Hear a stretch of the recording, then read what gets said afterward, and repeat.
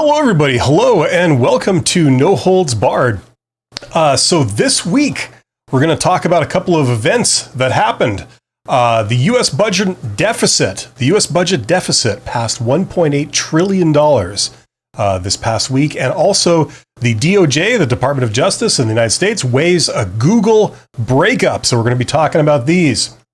Let's get right to it. I'm going to read the article for you, and that's going to kick this off. Okay, so breaking news. The DOJ weighs a Google breakup. After a federal judge declared Google's search engine a monopoly, the Justice Department has made recommendations for how to fix it, including a possible breakup of the tech giant. U.S. District Judge Amit Medha, if I'm saying that properly, found in August that by paying billions to operators of web browsers and phone makers to be their default search engine, Google cornered the market. Regulators who have also targeted its online ad business on antitrust grounds in a new filing have outlined proposals including potentially ending exclusive agreements with Apple and Samsung or restricting data tracking. Google said some of the proposals could hurt businesses and consumers. That's what they always say. Let's talk about this, shall we? Okay, so the last major antitrust issue in the United States came up about 25 years ago with the Microsoft case. And I was following that case quite closely at the time. And what I find kind of strange is that the US government is going to hamstring its own leading companies in a global market. I find that a bit strange because things have become a lot more globalized, and these companies like Google are US based, which is great, but they're competing against other international firms whose governments, shall we say, don't hamstring them in quite the same way. So that's always kind of been a factor going on here. Now, for those of you who are not aware, 25 years ago, Microsoft was brought up on antitrust charges in the United States. And antitrust, as you hopefully know, is the American laws that are designed to prevent monopolies. So if you got one company dominating an industry, antitrust is the method by which you sort of break that up and allow healthy competition once again, okay? Because ultimately, monopolies are not good for a market. They're not good for consumers because, you basically are slaves to the monopoly. Now, just very briefly, what happened 25 years ago was they found Microsoft guilty of antitrust violations. They were too big, they were declared a monopoly, and they were ordered broken up. They were going to have Windows be one separate company, and Microsoft Office was going to be another company, and so on. And Microsoft appealed this decision, and on appeal, the decision was reversed. And in the end, what they did was they slapped Microsoft on the wrist. They did not break them up.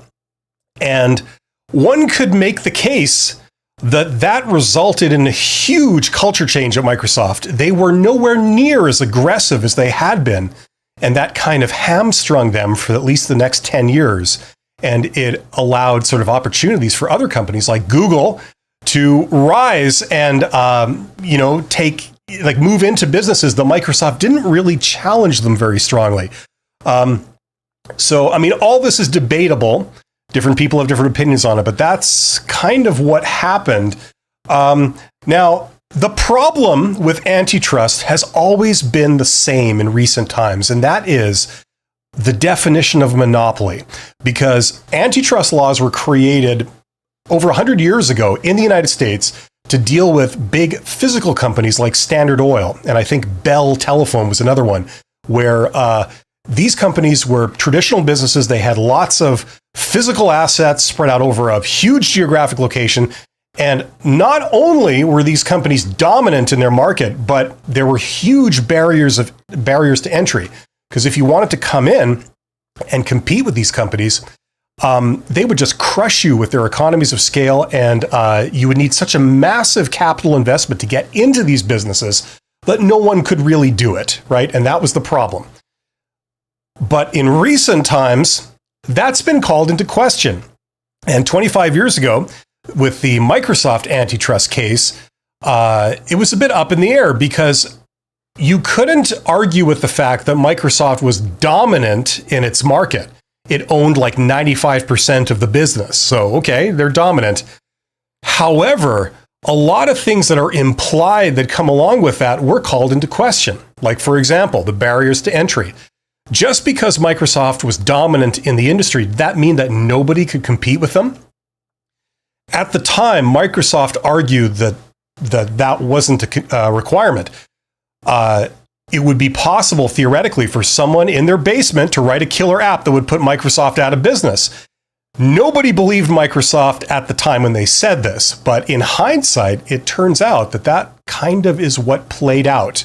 A lot of companies have come out of nowhere, TikTok, right, YouTube, that have become dominant, and this barrier to entry has been shown not to really be there in the way that everybody was expecting. So is that the case of Google, right? That's the big question. Now, if we go back to this article, what everybody will notice here is that it says after a federal judge declared Google search engine a monopoly, right? Then all this other stuff ensues. Now, okay, if you're resigned to the fact that they are in fact a monopoly, then yes, the rest of it makes perfect sense. The big question, of course, the point of contention has always been, in this modern age, is a tech company, can they really have a monopoly in the traditional sense where no one else can come in and compete with them? That's the big question. Now, I just want to say one other thing about that. Hello, Microsoft has a search engine, Bing, that last I checked owned 10% of the search market. So does that technically mean that Google is really a monopoly if there's one other significant competitor? Yes, Google owns like 85% of the search market, but is that enough to be a monopoly? That also is kind of called into question. When Microsoft was brought to trial, they didn't have this. Google has this. Google has a significant competitor.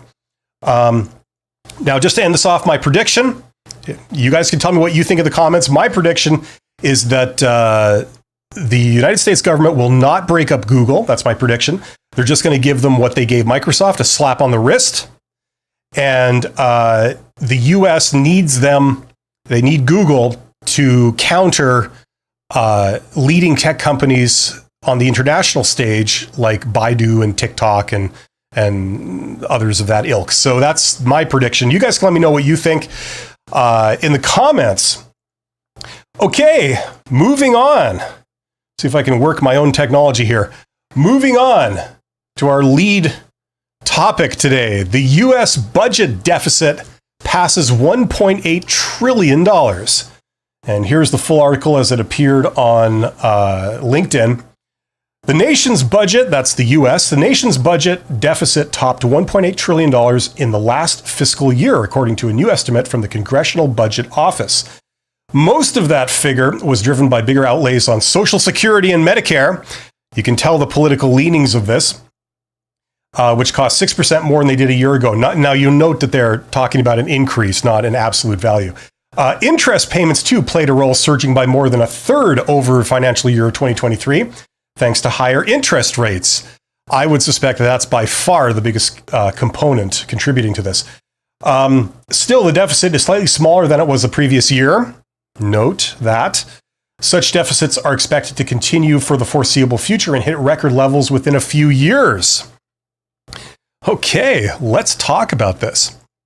To put things in perspective, we're talking about a budget deficit. That means the United States owes $1.8 trillion. So let's just round that up to $2 trillion, okay? What is the United States' GDP? And what was it last year? It was something like 27 trillion. So they owe $2 trillion and they produce $27 trillion every year. That kind of puts it in perspective, because I know there's a lot of people out there that think that this is, just absolutely out of control. It's an unsustainable level of debt. They'll never be able to pay it off and things like this. Okay. Some people may feel like that. I think that even though the deficit for the United States is larger than pretty much almost every other country, I don't think it's the big panic that everyone seems to think it is, or some people seem to think it is. The reality is that they could do something about this if they really wanted to, right? They certainly have the money. They certainly have the means. You could manipulate tax laws to just tax businesses, tax the rich, do this kind of stuff. And they could really get it down if that was a high priority for them. It obviously isn't.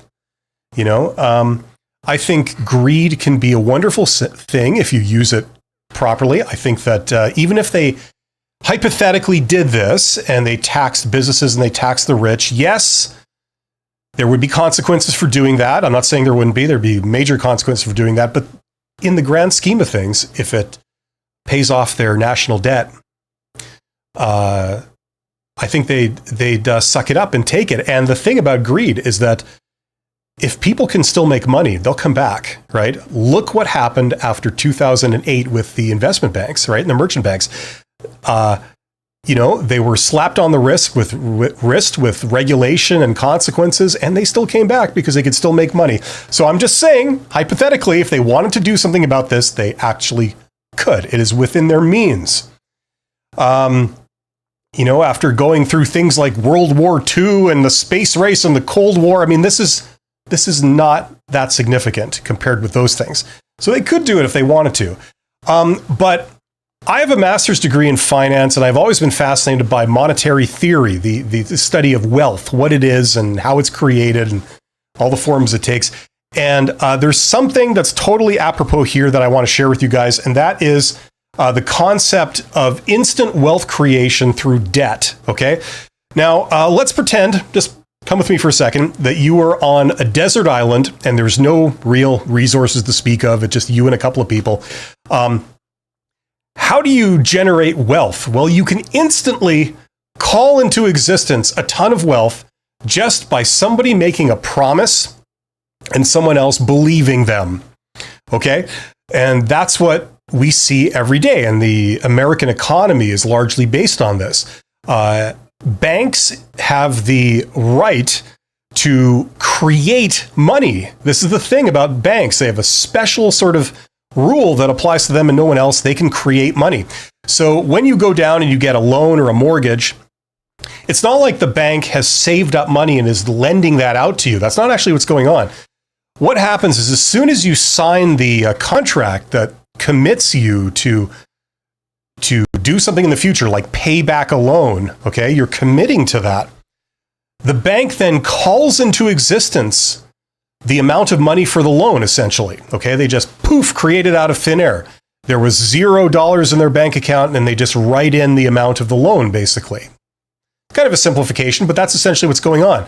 And it's because you have just created something very valuable out of thin air. You have made a promise that you intend to honor that says for the next 30 years or whatever, you're going to work hard to repay them money at a steady rate. You don't have the money now. They haven't proven that you're going to do this, but you've just made the promise that you're going to do it, right? And so promises and debt kind of go hand in hand.